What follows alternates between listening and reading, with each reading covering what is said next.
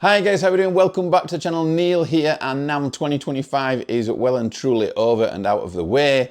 And I know I've got a lot of Charvel fans on my channel, and I've noticed that Charvel have done 3 things that I think will please a lot of Charvel fans, myself included. Now, I'm a big fan of Charvel guitars, and I know a lot of you guys are as well. Whenever I do a Charvel video on the channel, it goes down really, really well. I recently sold on my Charvel Pink Ash San Dimas model. I absolutely loved that guitar, one of the best Charvels that I've ever owned for sure. I've also previously sold a couple of other San Dimas guitars that I loved, and I sold them because there was one thing they had in common which I didn't like, which I'm going to talk about in a minute. Charvel have changed 3 things, and I think it's for the better, and I think it's going to please a lot of you guys as well. So when you buy a DK Charvel model, okay, a Pro Mod DK 24, you get what I call a shredder's heel. So I'm going to show you exactly what a shredder's heel looks like using this Jackson here. This is what it looks like, and as you can see, this guitar's pretty old now, so the bolts are pretty worn, but there's no neck plate on there. There's not that big square Strat style blocky thing that gets, for me personally, it gets in the way getting up high. I've got pretty small hands, and getting up high I need the least stuff in the way possible.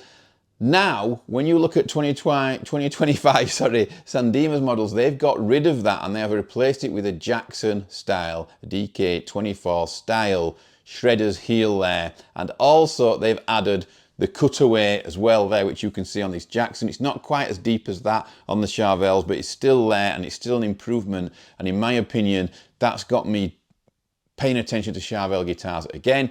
Those are 2 changes that they've made that I think are super important in 2025. The third change is the Floyd 1500. So a lot of brands out there now are upgrading their Floyds from a 1000, which is what is on this guitar, to a 1500. I prefer the 1500 because the trem arm slots in and out. That's the main difference that I can see. Some screws are upgraded as well on a Floyd 1500 compared to a Floyd 1000. It is an upgrade. The guitars retail here in the UK around £1,000, give or take, depending on where you buy them. They've still got my favourite pickup set in there, the JB and the 59, the Seymour Duncans.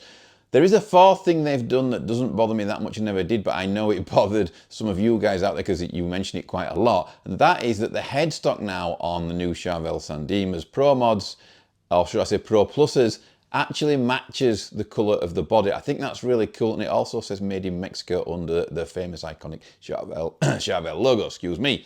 So yeah, 3 things, probably really it's 4 or 5 things they've done to bring the San Dimas into the modern playing era, in my opinion.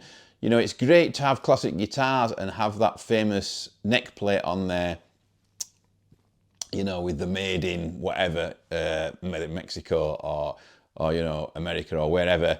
I think it's nice to have that bit of heritage on there, but for a modern player, for me personally, I prefer this, and that neck plate has made me sell a couple of Charvels which I absolutely loved. Had they not had that neck plate, I probably would still have those guitars today. So yeah, I think the improvements they've made in 2025 to the San Dimas are absolutely awesome. You can still get the old San Dimas for you classic guys with the neck plate on there and without the Floyd 1500.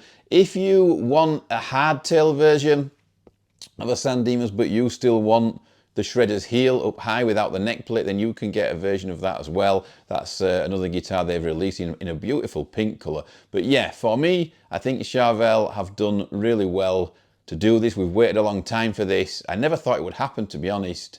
I think the DK 24s that Charvel used to do were too close to Jackson's. The neck profile was different, but just about everything else was virtually the same.